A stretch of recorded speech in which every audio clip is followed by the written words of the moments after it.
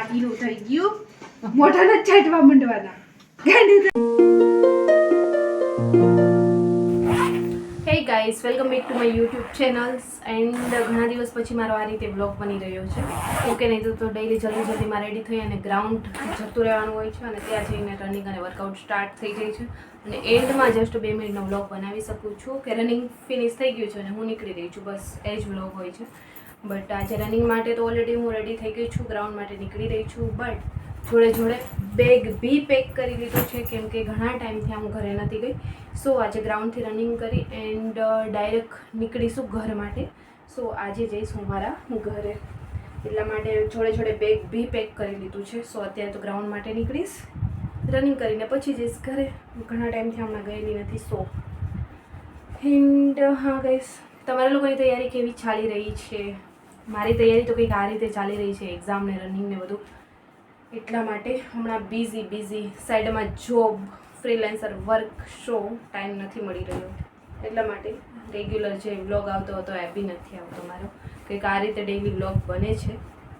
સો ચલો અત્યારે તો ઓલરેડી લેટ થઈએ એ પહેલાં ફટાફટ નીકળીશ. So let's.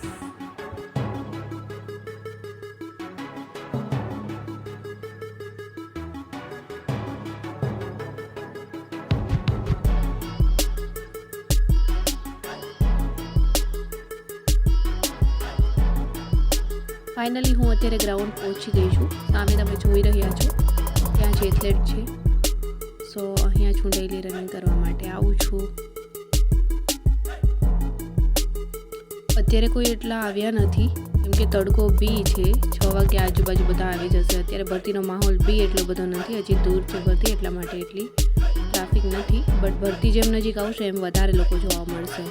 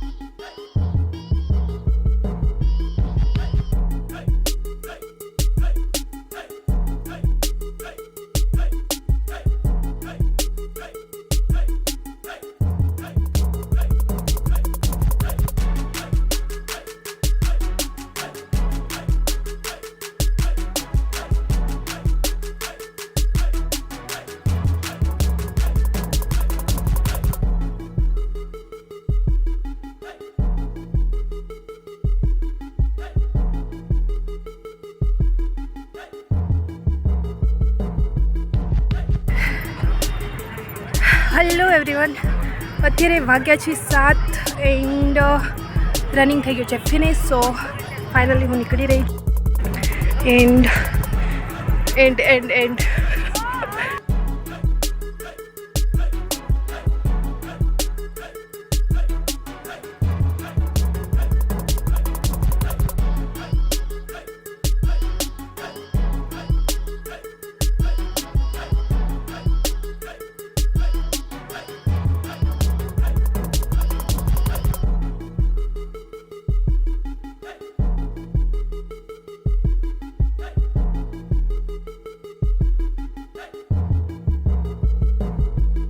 ફાઇનલી ઘરે જવા માટે બી નીકળી ગઈ છું.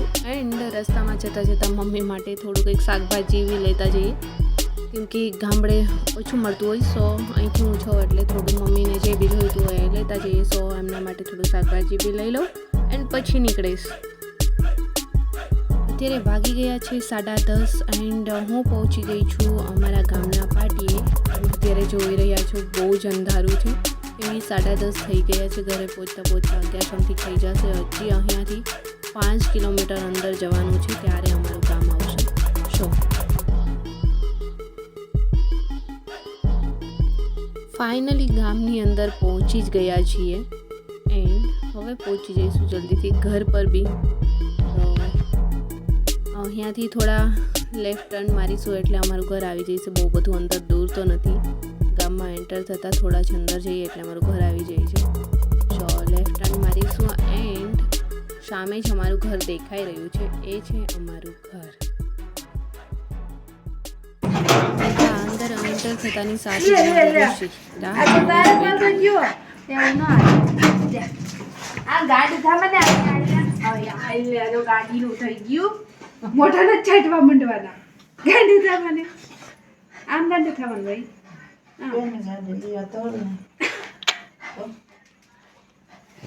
લે આ જો તો મોઢા ચાટી જાય. આગે રે ગાડીમાં મોઢાને ચાટવાના આમ થાનું બનામ જો આમાં દેખાય સમજો.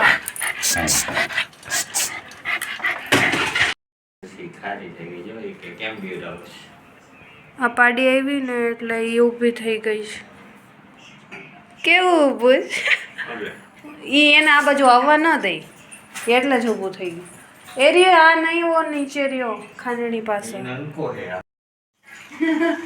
મમ્મી રોસે પીવે આ ના લે તાનું મુનું રે બધું ખેંચી ખેંચી લઈ જ લેવું છે. ઋષિ નથી આપતી તને? મસાલો હમણાં ખેંચી લીધો દડવા ન દે તોડી નાખતો હા ઋષિ. બચી ગયું. ઋષિ ઓય રોસ રોસ